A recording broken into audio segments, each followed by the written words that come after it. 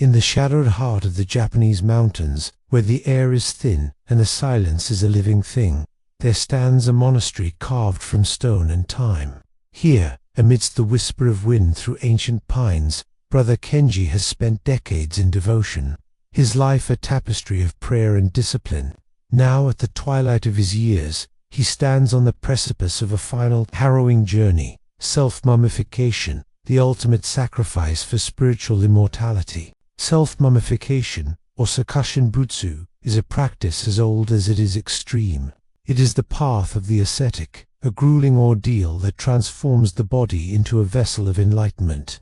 For Brother Kenji, it is not merely a choice but a calling, a whisper from the divine that has grown into a roar he can no longer ignore. Yet, as he prepares to embark on this journey, doubt gnaws at the edges of his resolve. The process is not just a test of faith, but a descent into unimaginable suffering. The first step is the diet. For 1,000 days, Brother Kenji will consume only nuts and seeds, purging his body of fat and moisture. He sits in the dim light of his cell, a bowl of meager fare before him, and contemplates the path ahead. Each bite is a step closer to his goal, each moment of hunger a prayer for strength. But as the days stretch into weeks, the weight of his decision presses down upon him. He thinks of the life he is leaving behind, the simple joys of a sunrise, the laughter of fellow monks, the warmth of a shared meal. Are these to be sacrificed for an ideal, a dream of enlightenment? The hunger pangs intensify, a constant reminder of his isolation and resolve. He feels the eyes of the mountain upon him, judging, waiting. The wind whispers through the pines, a mournful song that echoes his internal struggle. Is he merely deluding himself, seeking solace in a fantasy of transcendence? As the nights grow colder, Brother Kenji seeks warmth by the hearth, the flickering flames casting dancing shadows on the rough stone walls. Each crack and crevice seems to mock him, a silent testament to the endurance of stone against the ravages of time. Can he hope to achieve such permanence through his own mortal efforts? One day, amidst the rustling pages of an ancient text, Brother Kenji finds solace in the words of a revered master. They speak of a world beyond suffering, a realm of peace and enlightenment.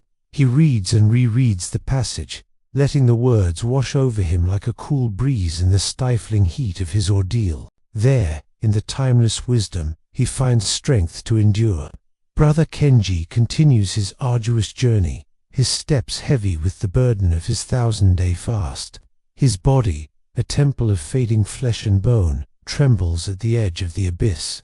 Yet within the depths of his despair, a flicker of determination persists. As he approaches the halfway mark, Brother Kenji's resolve wavers. The physical toll is immense. His limbs feel leaden, his vision blurs at the edges. But it is the gnawing loneliness that threatens to consume him, the realization that he has severed himself from the world and its comforting bonds. The mountains stand stoic, unmoved by his suffering, their ancient grandeur a constant reproach to his dwindling humanity. The wind, once a source of solace, now moans through the pines like a dirge, a requiem for a soul already lost. Doubt, like a venomous serpent, coils around his heart, whispering insidious doubts. Is this the path to enlightenment, or is he merely courting oblivion? The prospect of self-immolation, once a beacon of purpose, now looms before him like a terrifying abyss.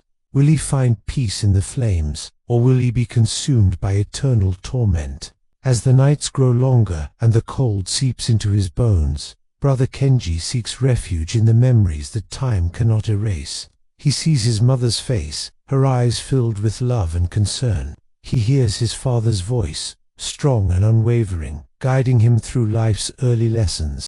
These spectral visitors bring him fleeting comfort, yet their ethereal presence only underscores his utter isolation. Yet, as the final days tick by, a strange calm descends upon him. His body, starved and withered, seems almost alien to him.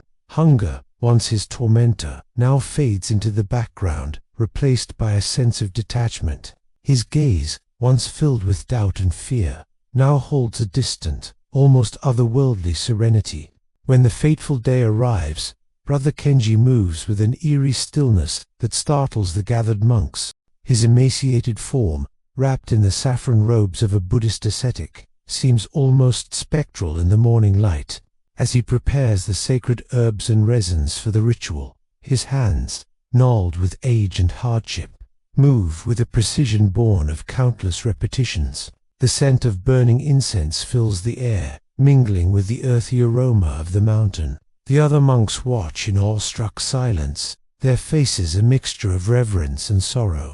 Some avert their gaze, unable to bear the sight of what is to come. Others, their eyes shining with devotion, see in Brother Kenji's ordeal a glimpse of the divine. With a final nod to the assembled monks, Brother Kenji turns and enters the tomb-like chamber that will be his final sanctuary. The door, heavy with centuries of solemn rituals, is closed behind him, sealing him in his self-chosen prison. Inside, on a stone platform that has borne countless predecessors, Brother Kenji prepares for his final transformation. He sits in the lotus position, his eyes closed, his breathing slow and steady. Around him, the air grows thick with the acrid stench of burnt resin and the metallic temps of blood. As he raises the vial of toxic urushi tree sap to his lips, the assembled monks chant in unison, their voices echoing through the mountain. Their litany is one of devotion and sacrifice, a hymn to the immortal soul that lies at the heart of all suffering. With trembling hands, Brother Kenji opens the vial and takes the first sip. The liquid, black as ink and thick as honey, is a concoction of tree sap, mercuric, chloride, and other potent ingredients. It is the very essence of death, distilled and preserved. At first, it burns like fire, searing his throat and churning his already empty stomach. But as the liquid courses through his veins, a strange numbness begins to creep through his limbs. His fingers, once so gnarled and worn, feel strangely smooth, as though the flesh were already beginning to recede, revealing the bare bones beneath. The chanting of the monks outside reaches a fever pitch as Brother Kenji experiences the full force of the Urushi T's potent magic. His heart, once a faithful drumbeat in his chest, slows and then stops altogether. His lungs, starved of air, cease their ceaseless labor, and as his eyelids flutter closed, his consciousness begins to slip away. In the darkness, he hears the final chants of the monks, their voices growing fainter and fainter until they, too, fall silent. The only sound now is the insistent drip of water from the mountain springs, a mournful dirge for a life now ended. As the hours pass, the air in the sealed chamber grows heavy with the stench of decay. Brother Kenji's body, suspended between life and death by the potent Ushugi tea, begins to change. The skin, once taut and pale, grows slack and mottled, revealing the dark, unfamiliar contours of his bones. Insects, drawn by the scent of death, begin their ceaseless work of decomposition. Yet within this macabre tableau, there is a strange, unsettling beauty. Brother Kenji's face, now free of the wrinkles and blemishes of a life well lived, seems to glow with an unearthly luminescence. His lips, parted in a silent smile, appear softer, more youthful than the Brother Kenji the monks remember. This is the face of the Sokushin Butsu, the self-mummified monk, a being both dead and alive, a vessel of the divine. And so, deep within the mountain's heart, amidst the crumbling stones and the ceaseless whisper of the pines, Brother Kenji's body remains, a silent testament to the enduring spirit of man. Whether he has achieved enlightenment or been consumed by the darkness, only the mountain knows. The year was 1976, when the young apprentice monk Kenji began his arduous training in the ancient art of Sokushin Butsu, the process of mummifying oneself while still alive, under the guidance of his spiritual mentor, the chief priestess of a remote Japanese monastery. Kenji dedicated his life to the pursuit of enlightenment through extreme asceticism. Their goal was to turn Kenji's body into a vessel of the divine, preserving it in an eternal state of meditation and transforming him into what they called a living Buddha. For 3 long years, Kenji endured the rigorous physical and mental discipline required to prepare his body for entombment, This involved abstaining from food, subjecting himself to extreme temperatures, and immersing himself in ice baths to strengthen his resolve and weaken his physical form. By the time he was ready to begin the final stage of the ritual, his body had become emaciated and his flesh withered. On the day of the ceremony, the chief priestess and several senior monks gathered in the tomb chamber, their faces solemn and determined. The tomb itself was a small, dark chamber with only a single entrance, sealed with a heavy stone slab. It was pitch black inside, with the air thick and stagnant. As the ceremony commenced, the chief priestess placed a small opening in the front of the slab, just enough for Brother Kenji to crawl through. With a final prayer, she sealed the opening, leaving the young monk in total darkness. At first, Brother Kenji could hear the sounds of the ceremony continuing outside the tomb. He could feel the vibrations of the chanting monks through the floor beneath him. But as time passed, these sounds faded away, leaving him in absolute silence. In the suffocating darkness, his mind raced, his heart pounded in his chest, and his breathing grew shallow. The darkness was all-consuming, pressing in on him from all sides, squeezing the very breath out of his lungs. As hours turned into days, his body began to deteriorate. He felt his muscles wasting away, his bones grinding against one another. He experienced every sensation of his body breaking down, every cell of his being screaming out for air, for water, for food. But he endured, driven by his unwavering commitment to his religious calling. And then, miraculously, he stopped feeling pain.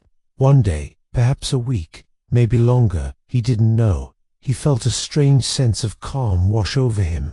The darkness no longer seemed oppressive. It was just there. His body felt light, almost weightless, as if it were no longer tethered to the earth. In this state of nothingness, he found a strange kind of peace. In reality, Brother Kenji had died, his body ravaged by starvation and dehydration. His heart had stopped beating, his lungs had ceased to function, and his brain had shut down. But his body remained upright in a seated meditative position, preserved in a state of suspended animation. His skin, stretched taut over his bones, gave way to reveal the leathery flesh beneath. His eyes, staring blankly ahead, were shriveled and sunk deep into his sockets. His mouth hung open, revealing a glimpse of the decaying teeth and gums within. His limbs, twisted at unnatural angles, gave the impression of a creature from some otherworldly realm, frozen in a grotesque parody of human form. Outside the tomb, the monks continued their rituals, unaware that the young apprentice monk had perished. After 3 years of chanting and prayer, they decided it was time to open the tomb and reveal the preserved body of the living Buddha. As they pried open the massive stone slab, they were greeted by the pungent odor of decay. Stepping inside, they were met with a sight that both awed and horrified them. There in the center of the room sat Brother Kenji, his body perfectly preserved, his skin like leather, his features serene. He was a Sakushin Butsu, a living Buddha, his sacrifice rewarded with immortality. But as the monks gazed upon his mummified form, there was a sense of unease, a whisper of doubt that lingered in the air. Fast forward to present day, and now 3 years have passed since Brother Kenji's entombment. Today is the day they will open the chamber and reveal the mummified remains of the living Buddha. Will the sight of a perfectly preserved corpse bring comfort or terror to those who behold it? Only time will tell. The monks assembled before the tomb were a solemn and reverent sight. Their faces, weathered and lined with age, were etched with years of prayer and meditation. Their hands, gnarled and twisted like the roots of an ancient tree, trembled slightly as they reached out to break the seal of the tomb. Each movement was slow and deliberate, a testament to the centuries-old tradition they were upholding. As the final bolt was removed, the door creaked open, revealing the darkness within. A hush fell over the gathering as they stepped inside, their lanterns casting flickering shadows on the walls. In the center of the room sat Brother Kenji, his body perfectly preserved, his skin like leather, his features serene. He was a Sakushin Butsu, a living Buddha, his sacrifice rewarded with immortality. The monks fell to their knees, tears streaming down their faces, their faith reaffirmed by this miracle. But as they gazed upon his mummified form, there was a sense of unease, a whisper of doubt that lingered in the air. For in his eyes, frozen in eternal meditation, there was a hint of something unspoken, a shadow of the torment he endured. It was a reminder that enlightenment comes at a price, that the path to immortality is paved with suffering. They carefully extracted Brother Kenji from his tomb, carrying his mummified body to a new shrine where he would be enshrined. As they moved him, they marveled at his preservation, the leathery texture of his skin, the vacant stare of his eyes. Some saw in his form a confirmation of their faith, a sign that Brother Kenji had achieved enlightenment. Others saw only a horrifying spectacle, a corpse so grotesquely preserved it seemed more suited to a nightmare than reality. With Brother Kenji enshrined in the monastery, pilgrims from far and wide came to venerate his remains. They gazed in awe at his mummified form, seeking solace or enlightenment in his eternal stillness. For some, the sight of the living Buddha brought peace and understanding. For others, it only deepened their confusion and despair. In the years that followed, Brother Kenji's legend grew, his story told and retold until the man himself was all but forgotten. The memory of his suffering overshadowed any good that might have come from his sacrifice. The monastery became a place of pilgrimage, a destination for those seeking answers or solace. But amidst the throngs of visitors, there were those who remembered Brother Kenji not as a saint, but as a man who suffered, who doubted, who gave everything for a dream that may never have been realized. They saw in his mummified form not just a relic of the past, but a warning for the future. What was the point of preserving Brother Kenji's body if his enlightenment was never truly achieved? What was the value of sacrificing so much if it led only to this? A vacant stare, a leather-like shell of a human being trapped in a tomb. As the sun set over the monastery, casting long shadows across the grounds, these thoughts weighed heavily on the minds of those gathered there. They wondered if Brother Kenji had found the peace he sought, or if he was trapped in an eternal prison of his own making. The sight of the living Buddha, once so revered, now brought more questions than answers. It was a stark reminder of the human condition, of our capacity for both great compassion and terrible cruelty. And as the night wore on, the doubts and fears only grew. What had been gained and what had been lost? These questions echoed through the centuries, unanswered, yet somehow essential to the human experience. It was a fate worse than death, a living death, a slow and agonizing descent into nothingness. The monks who had revered Brother Kenji as a saint began to question their faith. The pilgrims who had flocked to see his mummified form turned back in horror. Even the caretakers of the monastery shuddered at the thought of spending a night alone in its shadowy halls. For in the darkness, amidst the whispers and shadows, the mummified remains of Brother Kenji seemed to writhe and twist. His vacant eyes stared accusingly, his leather skin creaked and groaned. It was a haunting spectacle, a macabre dance of death and decay that defied the boundaries of the living world. To encounter Brother Kenji in these moments was to confront the darkest recesses of the human psyche, the primal fears of death, isolation, and the unknown. It was a reminder of our own mortality, of the inevitability of physical decay and the disintegration of the self. And as the night deepened, the shadows grew longer, more menacing, until the very walls of the monastery seemed to close in around the terrified onlookers.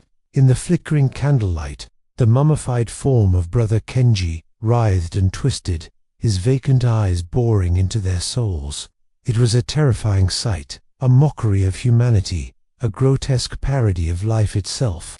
And as the night wore on, the tension mounted, the fear palpable. The monks huddled together, their prayers growing frantic. The pilgrims screamed and ran, desperate to escape the clutches of the living dead. Even the bravest of souls quailed at the sight of Brother Kenji, his mummified form an embodiment of death personified. So it was that the legacy of Brother Kenji, the living Buddha, became a curse rather than a blessing. His name whispered in hushed tones, His image burned into the minds of those who dared to behold him. For in the end, he was not a symbol of enlightenment, but a monument to madness, a grim reminder of the horrors that can befall those who seek to transcend the bounds of humanity. The tale of Brother Kenji serves as a chilling reminder of the depths to which human devotion can sink. His story, a haunting meditation on the nature of sacrifice, enlightenment, and the price of immortality. It is a tale that lingers in the mind, a baroque painting of gloom and grandeur, a testament to the tragic cost of seeking the divine. This video contains themes and descriptions that may be disturbing or offensive to some viewers. Viewer discretion is advised. Entombed within the stone chamber beneath the monastery, Brother Kenji sat in meditation, his body a fragile shell, his mind a tempest of visions and memories. Around him, the air was stale, thick with the scent of earth and decay, and the only sound was the faint whisper of his breath passing through the bamboo tube inserted into his throat. Outside, the world moved in its eternal cycle, seasons turning, lives unfolding. But here, in the tomb, time lost all meaning. Each moment stretched into an eternity of pain and introspection. Days bled into one another, measured only by the waxing and waning of the sliver of moon visible through the chamber's single opening. Kenji's body, once strong and resilient, now withered and frail. His skin, stretched taut over his sharp bones, resembled the wrinkled surface of a dried leaf. His limbs, once instruments of devotion, now trembled with palsy, betraying the relentless toll that his chosen penance had taken. The fire that burned within him, meant to purify and enlighten, instead consumed him from within, a torment both physical and metaphysical. Each flicker of pain was a brush with oblivion, each gasp of breath a victory over the encroaching darkness. Through it all, Kenji pressed on, his gaze unwavering, his resolve unbending. In his mind's eye, he saw the faces of those who had walked this path before him, the silent brothers, whose bodies now rested in eternal repose within the monastery's crypt. Their sacrifice, a testament to their unwavering faith, inspired him, yet also burdened him with the weight of their expectations. But there were other visions, less serene, more haunting, visions of a young boy playing in the fields, of a novice learning the ways of the monastery, of a brother finding solace in the quiet routine of their lives together. These memories were a balm to his soul, a soothing reminder of the life he had lived. Yet they also brought with them a sharp pang of regret. Was this, the slow, agonizing decline into death, the end he had truly sought? Or was there another path he could have taken? The claustrophobic darkness of the tomb pressed against him, suffocating, relentless. Yet within this suffocating space, Kenji found a strange freedom, freed from the distractions of the world, freed from the expectations of others. He was left with only his thoughts, his regrets, his hopes, and his unwavering commitment to his faith. Here, in the womb of the earth, stripped bare and utterly alone, he confronted the deepest recesses of his being. Here, in the face of his own mortality, he confronted his greatest fears.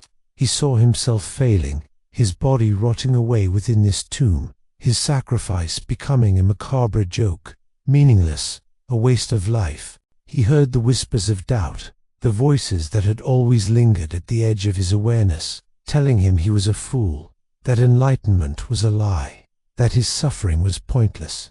These whispers, once distant, now roared within the chamber of his heart, attempting to drown out the faint, flickering flame of his resolve. Was he truly doing God's work, or deluding himself into a martyr's grave? Were the scriptures he clung to mere words on a page, or a guiding light leading him towards the truth? In the depths of his despair, Kenji found himself wrestling not only with the physical agony of his ordeal, but with the very essence of his beliefs. His faith, his entire reason for being, was challenged, tested on the anvil of his suffering. His teeth chattered, not just from cold or exposure, but from the icy fingers of fear creeping up his spine. His breaths grew shallower, not just from exhaustion, but from the suffocating grip of doubt pressing against his chest. Yet even in the darkest depths of this internal struggle, a tiny ember of determination refused to be extinguished. As the third week of his entombment wore on, Kenji's physical strength waned. His body, starved of nourishment and racked with pain, became a mere vessel, a hollow shell inhabited by a tenacious spirit. His skin, stretched taut over his emaciated frame, began to take on the sickly pallor of bone. His limbs, once strong and steady, now trembled with palsy, betraying the relentless toll that his chosen penance had taken. His senses, dulled by hunger and fatigue, began to play tricks on him. The darkness of the tomb seemed to deepen, pressing down on him with an oppressive weight. Sounds, both real and imagined, echoed around him, whispering tales of madness and despair. Yet through it all, his spirit remained unbroken. With each sunrise and sunset, though unseen, unheard, he continued his silent vigil. In his mind's eye, he saw the teachings of the Silent Brothers, their words becoming a mantra that anchored him to his purpose. He recited the sutras, their phrases lilting in the silence of the tomb, a testament to his unwavering faith. The pain intensified, becoming a relentless tormentor, driving him to the brink of collapse. Yet he endured, his eyes fixed on the inner light that flickered within him. Through the haze of agony, he began to glimpse a different reality, a reality beyond the confines of his earthly existence. It was a realm of peace, of serenity, a realm that beckoned to him with promises of release. He felt himself being drawn towards it, pulled away from the darkness that still threatened to engulf him. With renewed vigor, he fought against the encroaching shadows, refusing to let go, refusing to surrender. As the months passed, Kenji's physical form became a mere husk, his flesh shriveled and gray, his bones stark and brittle. The fire that had burned within him, transforming him from a novice monk into a devoted brother, now burned out, leaving behind only a pile of ashes. Yet, in that very desolation, something new was born. His spirit, unbound by the limitations of his physical form, began to soar.